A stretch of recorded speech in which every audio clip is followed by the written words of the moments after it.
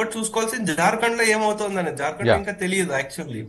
So Jharkhand లో మేము అప్పటికి చెప్పాము, అంటే అక్కడ మహోతౌస్ అని ఒక బీసీ ఓట్స్ ఉన్నాయన్నమాట, 20% ఆఫ్ ద ఓట్స్. అక్కడ ఏంటంటే ఆయన ఒక పార్టీ పెట్టి ఆ అపోజిషన్ ఓట్లను స్ప్లిట్ చేశారు అని ఒకటి నడుస్తుంది అనమాట అక్కడ. సో అదే మన ఎగ్జిట్ పోల్ లో కూడా మీరు జార్ఖండ్ వచ్చేస్తుందని చెప్పకండి, సో అంత అంత ఇది కాదు, అంత ఈజీ కాదు, ఎందుకంటే అపోజిషన్ ఇదే ఎక్స్ ఫ్యాక్టర్ ఉంటుందని చెప్పాము మనం ఒక అవునవును. 3 days బ్యాక్, అవును. 4 days back exit poll yeah. వచ్చినప్పుడు చెప్పాము. సో అదే ఇప్పుడు చూస్తోంది. సరే, ఒక విధంగా మన భారతదేశానికి మంచిది. కాంగ్రెస్ కూడా పోనీ వాళ్ళు యాక్చువల్లీ ఒకప్పుడు అంత ఎక్స్ట్రీమ్ లెఫ్ట్ కాదు వాళ్ళు. మీరు అవును. చూసుకుంటే ఈ కాస్ట్ సెన్సస్ ఇవన్నీ ఇంకా విడదీసేది, అసలు దాన్ని వ్యతిరేకించింది, ఆపించేసింది ఫస్ట్ నెహ్రూ గారు. తర్వాత ఇందిరాగాంధీ గారు కూడా ఎప్పుడు ఎంకరేజ్ చేయలేదు. దాని తర్వాత రాజీవ్ గాంధీ కూడా ఎంకరేజ్ చేయలేదు. సో వీళ్ళు సెంట్రలిస్ట్ లో ఉండేవాళ్ళు. ఈయన ఇంకా అసలు ఎక్స్ట్రీమ్, అంటే ఇంకా డీప్ స్టేట్లు లేదు, ఎవరితో అందరితో కలిసి ఎలాగైనా పవర్ కావాలి, ఎప్పటి వరకు రాహుల్ గాంధీ కాంగ్రెస్ ప్రెసిడెంట్ గా ఉంటారో రాసి పెట్టుకోండి, అప్పటి వరకు కాంగ్రెస్ పార్టీ పవర్ కి రాదు ఇంకా. ఓకే. ఇదే కాదు, ఉన్న స్టేట్లు కూడా పోతాయి ఇంకా. సో ప్రసాద్ పేకెటి గారు, సో మీ సమయం తక్కువగా ఉందన్నారు కాబట్టి నేను ఇక్కడితోటే మీకు మీ కంక్లూజన్ తీసుకుంటున్నాను. మీరు అన్నారు రాహుల్ గాంధీ ఆయన అట్లా ఉన్నంత కాలం ఎక్కడ కాంగ్రెస్ పార్టీ ఇలాగే ఉంటుంది గ్రాఫ్ అనేది, భవిష్యత్తు లేదు. Yeah. Thank you Prasad Peketi garu, thank you very much for the valuable time you have given. ఓకేనండి, thank you very much sir. Yeah right. ఒక్కసారి ట్రెండ్స్ చూసుకుందాం. మురళీ మనోహర్ గారు మనతో పాటు కొనసాగుతున్నారు. మరోవైపు సెఫాలజిస్ట్ మధుసూదన్ గారు కూడా మరికొన్ని నిమిషాల్లోనే జాయిన్ అవ్వబోతున్నారు. వారితో మనం వీడియోస్ చేశాము. మొత్తానికి మహారాష్ట్ర ఎన్నికల ఫలితాలను వారు ప్రెడిక్ట్ చేశారు. రీసెర్చ్ అండ్ అనాలిసిస్ చేసి మనకు ఆ రిపోర్ట్స్ తోటి మనం వీడియోస్ కూడా చేశాం. సో ఒక్కసారి మనం కంపేర్ చేద్దాం. మరికొన్ని నిమిషాల్లో మధు గారు కూడా జాయిన్ అవుతారు అండ్ మురళీ మనోహర్ గారు కంటిన్యూ అవుతారు. Thank you very much Prasad Peketi garu. So మొత్తానికి 222 స్థానాల్లో మహారాష్ట్రలో బీజేపీ లీడ్లో ఉన్నట్లుగా తెలుస్తోంది. కాంగ్రెస్ 57 స్థానాల్లో, ఇతరులు 10 స్థానాల్లో దూసుకుపోతున్నారు. ఏదేమైనప్పటికీ మహారాష్ట్ర మాత్రం ఈవెన్ అక్కడి నేతలు కూడా కొంత ఆలోచనలో పడి ఉంటారు, మనం ప్రభంజనం సృష్టిస్తామా లేదా అనే విషయంలో. బట్ నిజంగా ఒక స్వీప్ కనబడుతోంది ఇక్కడ.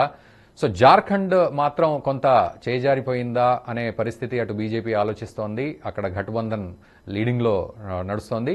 సో జార్ఖండ్ పరిస్థితులు కూడా మనం ఒకసారి మాట్లాడుకుందాం. ఎనీవేస్ 2 రాష్ట్రాలకు సంబంధించి ఫలితాలను మనం ఖచ్చితంగా మాట్లాడుకుందాం. సో మనతో పాటు మధు గారు, సెఫాలజిస్ట్, వారు కూడా జాయిన్ అయ్యారు. మధు గారు నమస్తే అండి, welcome to Nationalist hub.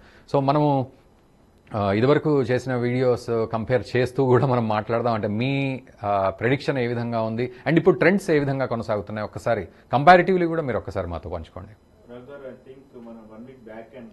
Almost results కూడా చెప్పేసినాం, అంటే ఏం జరుగుతుంది, ఎలా ఉంది. దాదాపు ఒక 1 hour దాదాపు మన ఆడియన్స్ కోసం చాలా మంచి రెస్పాన్స్ వచ్చింది. సో అదే విధంగా జరిగింది, అక్కడ ఏం పెద్ద తేడా లేదు. కానీ మనం ఏదైతే నెగిటివ్, అంటే విజయానికి కావాల్సినటువంటి ఏవైతే విన్నింగ్ ఫ్యాక్టర్స్ ఉన్నాయో అవి 100% ఎగ్జిక్యూట్ కావడం వల్ల ఈ రకంగా వచ్చింది.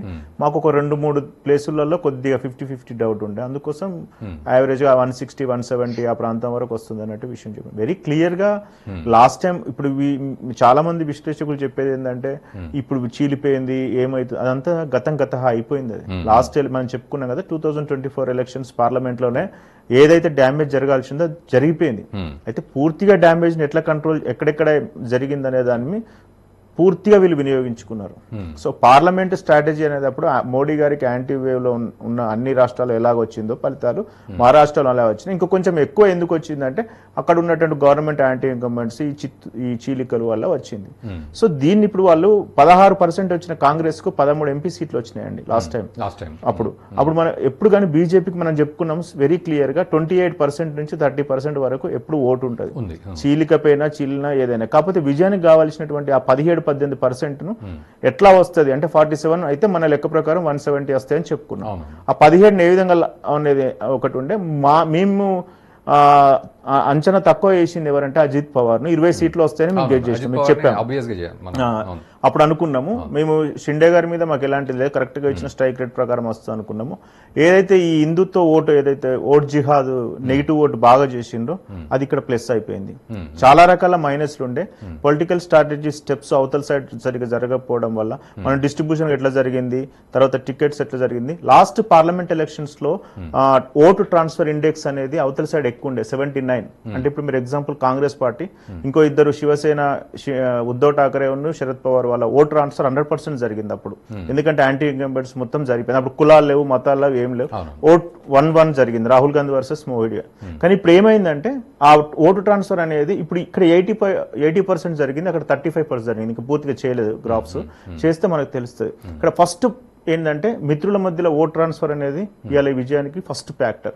సెకండ్, ఎప్పుడైతే పార్లమెంట్ ఎలక్షన్ జరిగిపోయిన తర్వాత లడ్కీ బహనే యోజన అనేటువంటిది బ్రహ్మాండమైన స్ట్రాటజీ అప్లై చేసి మేము చెప్పిన మనకు బీజేపీ వాళ్ళకు 2,50,00,000 ఓట్లలో 20% తీసేసినా గానీ 2 కోట్ల ఓట్లు బ్యాలెట్ లో ఉన్నాయి అని గంపగుత్తగా చెప్పేసి మహిళల ఓటింగ్ పర్సెంటేజ్ కూడా పెరిగింది.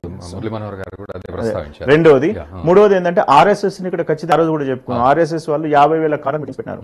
సో అది పసిగట్టలేదా? ఎందుకంటే ఉద్ధవ్ ఠాకరే గారికి అయితే వారితో అనుబంధం ఉంది, బాగా తెలుసు ఎలాంటి ప్లాన్స్ ఆర్ఎస్ఎస్ వాళ్ళు ఒకవేళ చేయదలుచుకుంటే ఎట్లా చేస్తున్న విషయం తెలుసు. కాకపోతే అక్కడ అసహజ మిత్రులు ఎవరైతే ఉన్నారో, ఈ పక్కకు కాంగ్రెస్, ఆ పక్కకు ఉన్నటువంటి శరద్ పవార్, దీని వల్ల కూడా ఆయన అయోమయంలో డైలమాలో పడిపోయాడు. పార్లమెంట్ లో గడిచిపోయింది, ఎందుకంటే 1-1 జరుగుతుంది కాబట్టి ఎలక్షన్ జరిగిపోయింది, ఇక్కడ జరిగింది. ఇంకొకటి ఏంటంటే వాళ్ళు చేసిన బిగ్గెస్ట్ మిస్టేక్ ఏంటంటే ఉద్ధవ్ ఠాకరే గారు వీళ్ళతో ఎక్కడైతే మిత్రులతో అసహజ మిత్రులతో ఉన్నారో పార్లమెంట్ ఎలక్షన్స్ లో అప్పుడు ఏంటంటే ఈ అర్థం చేసుకోవడానికి చాలా టైం పట్టింది. ఈ చీలికలు, ఈ పొత్తు, ఇదంతా అందరు మన వాళ్ళనే పరిస్థితుల్లో వేసినారు. కానీ ఇప్పుడు ఏమైందంటే క్లియర్ గా నియోజకవర్గాలలో ఎట్లయితే మనకు సుస్థిరత ఉంటది. ఇప్పుడు నినాదాలు చెప్పినాం, స్లోగన్స్ కూడా చాలా ఇంపార్టెంట్ ఫ్యాక్ట్ పడుతుంది. 4వ కారణం, 4వ విన్నింగ్ ఫ్యాక్టర్ బటంగతో, అవి చాలా ప్రజలలోకి చొచ్చుకు వెళ్ళిపోయినాయి. ఆర్ఎస్ఎస్ వరకు ఇవి కలిపి కులాల అనేటువంటి దాంట్లో చూసుకుంటే బీజేపీకి ఎస్సీ ఎస్టీలు కొంచెం దూరంగా ఉన్నారు, ఓబీసీ ఉన్నారు, మరాఠా రిజర్వేషన్ ఫెయిల్ అయిపోయింది.